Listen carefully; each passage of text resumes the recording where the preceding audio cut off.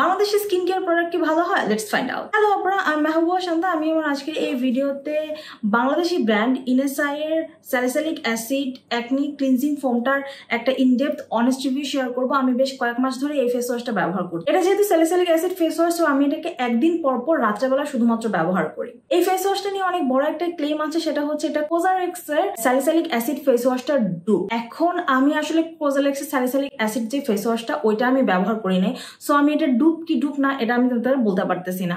But আমি প্রোডাক্টটা review করার আগে আমি দুইটা প্রোডাক্টেরই হচ্ছে ইনগ্রিডিয়েন্টস লিস্টটা হচ্ছে কম্পেয়ার করে দেখছি। সো ইনগ্রিডিয়েন্টস লিস্টটা কম্পেয়ার করার আমার কাছে যেটা মনে হয়েছে যে স্যালিসাইলিক অ্যাসিড হচ্ছে বেশ স্ট্রং একটা প্রোডাক্ট। সো ওইটাকে ব্যালেন্স করার জন্য কোজারেক্সে কিছু কামিং ইনগ্রিডিয়েন্টস আছে যেই জিনিসটা হচ্ছে ইনেসাইতে নাই। সো এটাকে কিন্তু ডুপ বলা যাবে না। এবার হচ্ছে ফেস ওয়াশ কি কি ক্লেম করেছে সে ব্যাপারে আসি।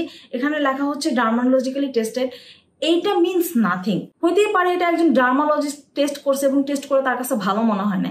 ডার্মালজি টেস্টেড মানে যে এটা একটা ভালো প্রোডাক্ট, এটা আসলে না। এটা জাস্ট একটা মার্কেটিং স্ট্র্যাটেজি। ডার্মালজিক্যালি টেস্টেড টেস্ট করে কি সে ভালো বলছে না খারাপ বলছে সেটা তো এখানে লেখা নেই, খালি বলছে একজন ডার্মালজিস্ট এটাকে টেস্ট করছে। যাই হোক, সো এইটার আমার কাছে কোনো মানে নাই। এরপর এখানে লেখা আছে রিডিউস অ্যাকনি ব্রেক আউট। আমি এটা নিয়ে একটু কথা বলতে চাই। সো আমি আমার স্কিনে অনেক বেশি যত্ন নিই। আমার স্কিন এক্সট্রিমলি অয়েলি হওয়ার পরও হচ্ছে আমার অ্যাকনি তেমন একটা হয় না, কম হয়। বাট আমার ভাই, ওর হচ্ছে এত বেশি অয়েলি স্কিন না, ওর স্কিনটা আমার কাছে মনে হচ্ছে কম্বো টু ড্রাইয়ের দিকে। ওর হচ্ছে মাঝে মাঝে অ্যাকনি ব্রেকআউট হয়, কারণ সে হচ্ছে আমার মতো স্কিন কেয়ার আর কি করে না। তো ওরও হচ্ছে আমি বলছি এটা ওকে ব্যবহার করতে, তো তারপরেও হচ্ছে সে মাঝখানে কয়েকদিন ব্যবহার করে নাই। এরপর ওর নাকের মধ্যে হচ্ছে একটা অ্যাকনি বের হইতেছিল। তো আমি ওইটা দেখে আমি বলতেছিলাম কি যে ফেস ওয়াশটা কি ব্যবহার করতেছিস, তারপর কি তোর অ্যাকনি হইতেছে? বলছে না, আমি আসলে এটা ব্যবহার করা বন্ধ করে দিয়েছিলাম, এই জন্য অ্যাকনি হয়েছে। তারপর আমি বলছি কি ওকে ঠিক আছে, ফেস ওয়াশটা হচ্ছে অ্যাকনিটার উপরে এভাবে কিছুক্ষণ মাসাজ করে মুখটা ধুয়ে ফেল আর এভরি আদারটা ব্যবহার করতে থাক, দেখ কিরকম হয়।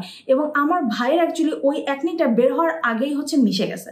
সো এটা যে বলছে যে রিডিউস অ্যাকনি ব্রেকআউটস, এটা সত্যি কথা। এটা অ্যাকনি হওয়া থেকেও প্রিভেন্ট করে, যেরকম আমি এটা এভরি আদারটা ব্যবহার করি এবং আমার স্কিনের মধ্যে হচ্ছে অ্যাকনি উঠতেছে না। আবার অ্যাক্টিভ অ্যাকনি, একদম পুরোপুরি ব্যথা হওয়া অ্যাকনিগুলো বের হওয়ার আগেই হচ্ছে এই ফেস ওয়াশটা ওটাকে একদম ভিতরে দাবায় দেয়, অ্যাকনিটা হচ্ছে পুরোপুরি আর বের হইতে পারে না। এরপর এখানে লেখা আছে ফেড ডার্ক স্পটস।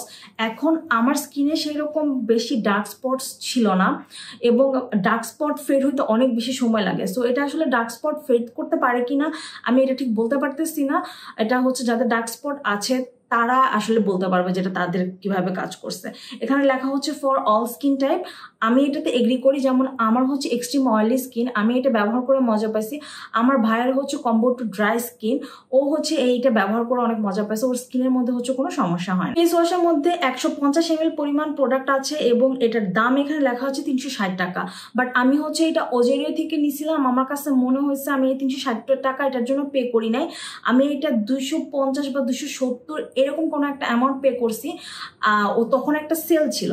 সো আমি তোমাদেরকে সাজেস্ট করবো হচ্ছে একদম ইনেসাই এর যে পেজ, ওই পেজ থেকে না কিনে যারা হচ্ছে এটা সেল দিতেছে ওরকম কোনো একটা পেজ থেকে নিতে। এবং এটা যেহেতু নতুন একটা প্রোডাক্ট, সো আমার কাছে মনে হয়েছে যে এটা এখনো ডুপ বের হয়ে সারে নাই। তো ট্রাস্টেড পেজ থেকে তোমরা যদি নাও তাহলে তোমরা কিছু টাকা কমে পাবা। একবার ওপেন করার পরে এই ফেস ওয়াশটার মেয়াদ হচ্ছে 12 মাস। সো আমি আর আমার ভাই দুজন হচ্ছে ব্যবহার করতেছি এভরি আদার ডে। তো আমার কাছে মনে হয়েছে 1 বছরের মধ্যে আমরা ব্যবহার করে শেষ করতে পারবো। কেউ যদি একা ব্যবহার করে তাহলে আই এম নট শিওর যে সে পুরোপুরি ইউজ করে শেষ করতে পারবে কিনা। বাট কারো যদি এরকম হয় যে সে আসলে পুরোপুরি ইউজ করে শেষ করতে পারতেছে না, তাদের জন্য আমার একটা সাজেশন হচ্ছে আমাদের কুনুয়ে, তারপর হাঁটুতে, পায়ের মধ্যেও কিন্তু প্রচুর পরিমাণে ডেড সেল জমা হয়। কারো যদি মনে হয় যে মেয়াদ শেষ হয়ে যাচ্ছে ফেস ওয়াশে, ইউজ করে শেষ করতে পারিনি, তাহলে গলা, কুনুই, হাঁটু বা পায়ের মধ্যে আমরা হচ্ছে ফেস ওয়াশটা লাগাইতে পারি, তাহলে হচ্ছে সেটা ডেড সেল রিমুভ করতে হেল্প করবে। আবার অনেকের কিন্তু বডি অ্যাকনি হয়, কারো যদি এরকম বডি অ্যাকনি হওয়ার প্রবলেম থাকে তাহলে আমি তাদেরকে সাজেস্ট করবো বডিতেও হচ্ছে এই ফেস ওয়াশটা ইউজ করতে। বডিতে মানে আমি অ্যাজ এ শাওয়ার জেল হিসেবে মিন করতেছি না, যে জায়গাটাতে অ্যাকনিটা হয় ওই জায়গাতে তোমরা যদি ব্যবহার করো তাহলে হচ্ছে অ্যাকনিটা ভিতরে ডেবে যাবে, অ্যাকনিটা হচ্ছে আর বের হবে না। এই ফেস ওয়াশটা আমার ব্যবহার করে খুবই ভালো লাগছে। বাংলাদেশি কোনো একটা স্কিন কেয়ার ব্র্যান্ড যে এত সুন্দর একটা ফেস ওয়াশ বানাতে বানাতে পারে, যেটা ব্যবহার করে এত মজা পাওয়া যাবে, আমার না আসলে কোনো আইডিয়া ছিল না। আমি জাস্ট রিভিউ করার জন্য প্রোডাক্টটা কিনছিলাম, কিন্তু আমি এটা কিনে এটা প্রেমে পড়ে গেছি। ওদের যে লো পিএইচ ফেস ওয়াশ আছে ওইটা আমি তখন কেন কিনি এটা চিন্তা করে আমি আফসোস করতেছিলাম। যাই হোক, সো এই ফেস ওয়াশটাকে নিয়ে আমি যদি নেগেটিভ কোনো কিছু বলতে চাই তাহলে একটা জিনিস আমি নেগেটিভ বলতে পারবো, সেটা হচ্ছে এটার মধ্যে ফ্রেগ্রেন্স আছে। এটা ফ্রেগ্রেন্সটা জাস্ট হচ্ছে কেমন জানি স্কিন কেয়ার প্রোডাক্টের মতো স্মেল, স্পেসিফিক কোনো রকম ফ্লাওয়ার বা কোনো ফ্রুটস এরকম কোনো স্মেল না। জাস্ট মনে হয় কি যে ওকে ঠিক আছে আমি স্কিন কেয়ার প্রোডাক্টের একটা স্মেল পাচ্ছি, যেমন স্কিনোর যেরকম কেমন একটা কেমিক্যালি স্মেল, ওরকম কেমিক্যালি স্মেল না, স্মেলটা সুন্দর আছে। তোমাদের যদি স্মেল অ্যাকচুয়ালি ব্রেকআউট করে তোমরা তারা হচ্ছে এটা ব্যবহার করতে পারবে না, এটা খুবই দুঃখজনক ব্যাপার। বাট ওরা যদি স্মেলটা এখান থেকে রিমুভ করতো তাহলে হচ্ছে যে সবাই এটা তোমরা ব্যবহার করতে পারতাম। বাট আমার যেহেতু স্মেলে বদল করে না, সো আমি হচ্ছে এটা ইজিলি ব্যবহার করতে পারছি, আমার কোনো সমস্যা হয় না।